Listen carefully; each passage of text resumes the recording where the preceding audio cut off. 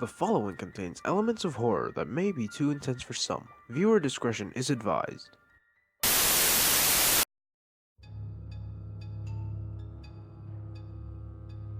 Backstory-ish.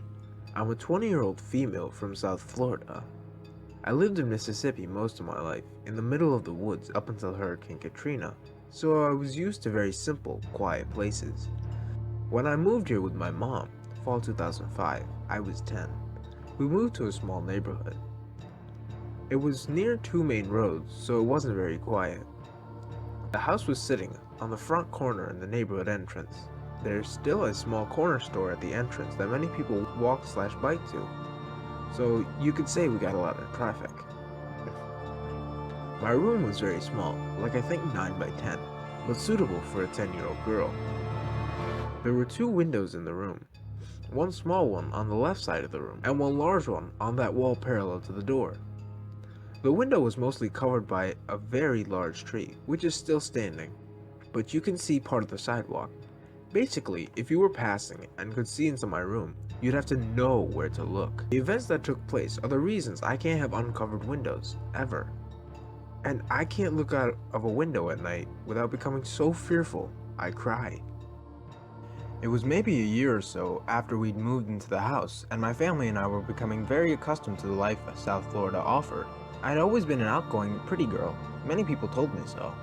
Many people that were walking to and from the corner store would stop and talk to me and my friends about how cute we were. We were pretty adorable. And no one ever stuck out as being creepy or having bad intentions. One afternoon, I was playing outside by myself. It was about to be dusk, so the sky was turning orange, and I knew it was almost time to go inside. I stood to go inside when I noticed a man standing across the street staring at me. I didn't recognize him, but I smiled and waved anyways. He just smiled at me, like something I'd never seen before. It seemed like he was so happy to finally get attention from me, like he'd been watching me for weeks and I just noticed him. I'd never been very judgmental, so I just waved again and skipped inside.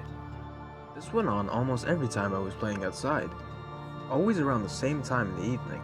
And I never really saw him leave. I always skipped back inside before he left. I ended up telling my mom about him, and the next day she told him not to come back.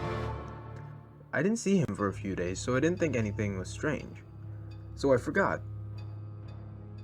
I rearranged my room, so that my bed was on the side of the wall near the door, so the window overlooked my bed. I always had curtains, so I couldn't hardly see anything outside, unless I looked really hard. I always loved looking at the moon and stars at night back in Mississippi. It's amazing if you're out in the middle of nowhere. So I decided, tonight I'll sleep with my curtains open so I can see the moon and stars. And I did. Little did I know, that night would be burned into my memory for the rest of my life. I was eating supper with my mom and brother, and asked my mom if it was okay if I could sleep with my curtains open. She said yes, seeing as you can't see the window from the road and sidewalk. It should be fine.